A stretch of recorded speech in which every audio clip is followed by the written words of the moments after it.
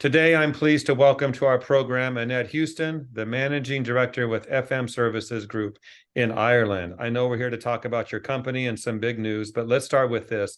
Tell us a little bit about what you do, where you're located, and what you'd like to share about the history of your company. We are based in a county called Donegal in Ireland. We're based there, but we operate throughout Ireland, both north and south, primarily in the south part of Ireland. We're established coming up on 30 years next year. So as you can tell, I did not start the company. My mom and dad actually started the company back in 1994. So I'm here since then, but I came into a management role in kind of 99, 2000, and I became a director of the company in 2006. So we've seen a lot of change in our company in that time. Perfect. Now, I understand we're here for a specific reason. Thank you for the details. But FM Services Group is the very first company in Europe to obtain the CIMS GB Advanced by GBAC certification. Is that correct? We are, yes. Yeah. Tell us about that, the process and what that means to you. Well, I suppose I first came across CIMS when I went to the ISSA convention in America in 2017, I believe it was the first time.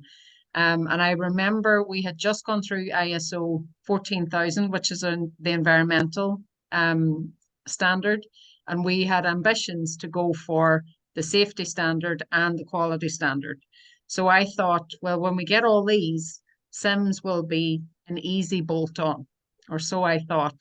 It took me a long time to get the CIMS one. We managed to get the ISO ones in 2018. But CIMS was a very different animal for us, and in a good way.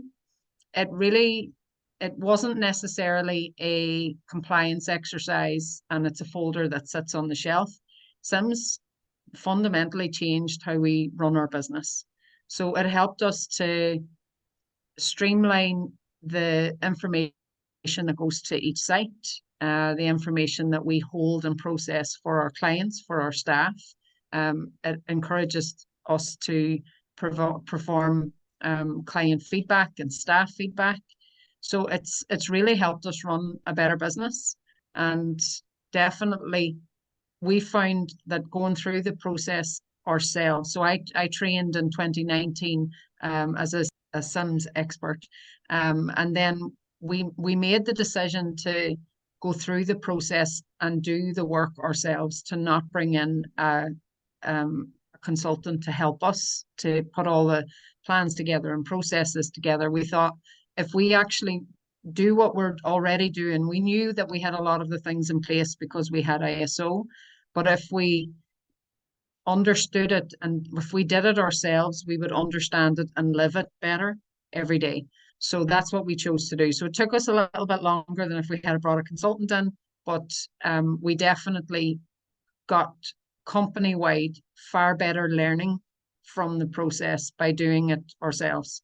So yeah, we initially qualified for the old standard, or the previous standard, in 2021.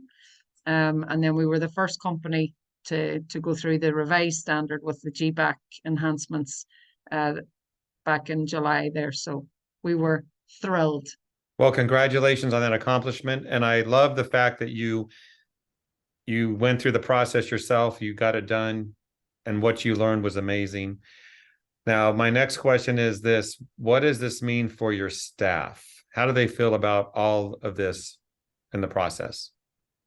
Initially, I suppose when we went through CIMS the first time, we found it quite challenging to gather up all of the information and all of the processes and procedures. And when we did the gap analysis, so when you go through the CIMS process initially, you can mark yourself off against the checklist. So we use that as a gap analysis to see where do we do really well and what things are we kind of not so good on. And there was an awful lot of work. That was what was time consuming, is it helped us identify, well, wow, we thought we were really good there, but actually, there's sites that don't have any work plans because they were taken on 25 years ago, and it's been handed down from one team member to the other, and there's no documentation around that site. So getting all of those ducks in a row really were the time consuming bit. So for the team that were involved, we had quite a large team involved in getting CIMS the first time round. They probably wanted to string me up, if I'm being honest, because they were That's like, what I why are wanted. you The doing this? honesty. The honesty is Yeah, they were like, why are you doing this to us? We've just gone through 3 ISO audits and now Mhm. you're adding another one in. But I knew that because of what I had learned on the ICE program, and I could see the benefit of going through it ourselves and not bringing somebody else in. I wanted us to get the learning from it. It was a company-wide education exercise. So getting it the second time round, even with the enhancements and stuff, it was an awful lot easier, obviously, because we were bolting on to something that we had already built. Um, we had also done the GBAC training. Quite a few of us had gone through the GBAC training at the beginning of COVID. I think that training came out in March Mhm. 2020, I believe. So we had all our policies and procedures aligned with that anyway. We used that as the basis for getting our own infection prevention and processes in place. So I they were celebrating as every bit as much as I was at the end of it all. But yeah, they found it challenging. Um, and particularly on site, the operatives and the team leaders and supervisors on site, when the audits came around and they were getting ready to actually have the auditor visit the site, it was a much more stressful experience than our own internal audits. We carry out internal audits on a lot of our sites on a monthly basis or a quarterly basis, but they're our own team members that do that. Sometimes you might have the client present, but this was, somebody who was very well established in the industry and they knew the standard was going to be extremely high. So they were afraid they were going to mess up, or were they going to say something that was wrong, or, so there was a Typical lot of, fears. yeah. So we tried to help alleviate that by we put everybody that was involved in the audit process, so all the team leads and site operatives into like a WhatsApp group, and we gave them training, and we kind of went through the process of what would be checked on the audit, what kind of things would they have to be able to answer, things around their training, um, about the work plans on site, how are they accessed in the event that somebody's out sick and there's a cover person in, how do they know what to do? All of those things that they do every day of the week, but when they're faced with the prospect of an auditor coming for a day, they're like, oh my God, oh goodness, what am I going to do? Yeah. But actually, they're doing it every day of the week. And we find that providing that training for them and actually saying, having a session like this, a Zoom session where we went through what the audit may look like. These are the kind of things that potentially are going to get asked. And we did the same for our clients. So we advised them, you're going to get an interview from this auditor. These are the things that they might ask. We want you to be completely honest. We don't want you telling the auditor what you think the auditor wants to hear. This helps us improve. So please give them the honest feedback. Thankfully it was all good, or we think it was all good anyway because we passed. But Yeah. yeah, How many staffers do you have? 180. Yeah. So all of them on board, learned the process, they went through the audit system. And your clients, that must have meant a lot to them to know you were doing this, that you were putting your staff through a process and including the clients, getting their feedback. That must really solidify your contracts. It does. I suppose one of the really nice things out of this is the fact that they can display the the green building accreditation as well because they've gone through the audit. They can share in that. That's been something that initially I wasn't aware of, but through the audit process, that has been clarified for us that the buildings that go through the audit process can share that on the site. Since COVID, there's been a reluctance in some parts to for people to come back to the office full time, and companies are doing everything that they can to try and encourage people to come back in, to enhance people's sense of safety when they come back on site. So being able to ensure and rubber stamp for our big buildings that they have a contractor on site that's doing everything safely, that's working to these globally recognized standards, and that their buildings are exceptionally clean and exceptionally safe. That is helping our end users, our clients, to encourage people to come back in.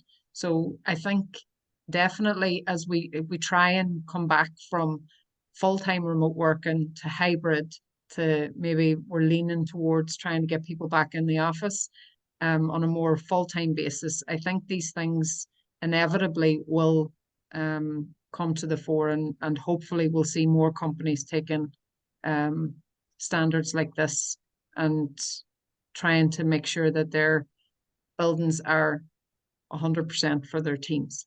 Absolutely. Others watching this, Annette, building service contractors might wonder, what will this do for growth for a company? So such as yourself, when you think about all you've been through and the future, how does that look? I suppose these things are all there to help us to be better contractors, to be better at what we do. And it's a really competitive market space. And I know, like for ourselves, we're quite a small company. We don't have the scale of workforces that some have, but at the same time, we have different advantages. So I think given the focus at the minute on sustainability and making sure that companies are working to the most enhanced standards that they can, we've found that having this standard and being able to share that with customers when we're bidding for work, we're very hopeful that that will allow us to obtain bigger contracts, contracts that are not so focused on price and a race to the bottom, but focused on ensuring that their contractors are doing everything they can to provide the best service they can, to provide the best terms and conditions for their team, and to do things right by the environment. It's something that's coming to pass here in the European Union, where our procurement, government procurement, will all be weighted around the sustainability and environmental aspects. So typically, they would have used a most economically advantageous method of scoring tenders. So that would have been price, service delivery, etc. Now there's up to a 30% weighting in some circumstances for sustainability. So things like having our green building or CIMS green building accreditation goes a huge way to actually achieving those maximum marks of 30%. And that has a huge impact on the type of work that we can win, because you're winning work that's aligned with the company values. We don't necessarily want to be the largest employer out there, but we want to provide the best terms and conditions for our team. We want to provide the best service we can for our sites, and we want to keep our buildings and the occupants of those buildings as safe as we can. And that's, I suppose, that's our values and our culture. And CIMS definitely aligns with that, and it helps us to achieve that on a consistent basis. What would you like to see next from your CIMS certification? I suppose, again, my first exposure to CIMS was in the United States, and I know that from a government procurement perspective there, it's much more weighted there. I think in a lot of circumstances, it's mandatory for government procurement in a lot of states. So I would like to see something like that coming in here in the European Union and in Europe, where we have much more regulation around the type of companies that can bid for government work. We often see and wonder when we watch companies getting awarded work, how did that happen, or why did we not get that work, etc. So it would be great to see like an internationally recognized standard across the sector, where there's a minimum requirement for people to be able to bid for large work. So I would like to see a lot more companies taking up the certification and having it more widely recognized within Europe. So my last question is, let's say you're at an industry event, like I used to say, Show North America, Mm-hmm. and you're sitting down talking to one of your peers over a cup of coffee. Or if you're in Ireland, I guess it'd be over a Guinness, correct? I don't know. Probably more likely to be a coffee for me, but yeah. Okay. What would you tell them about CIMS, if they should do it or not? What would you say? If they're considering doing it, I would say definitely do it. Without a doubt, stop thinking about it and do it. The advantages for your business are very vast. I would also advise that if you can, to get a team in-house that can help you navigate it. And I would consider, if you do have to bring in a consultant, bring them in towards maybe the very, very beginning to give some sort of guidance, but let your team do it. Let your team find what processes already exist within your company. Maybe they're not documented, but find out what happens already and how compliant is that. And then you might just have to tweak something that's already in existence widely within your organization rather than having to reinvent the wheel.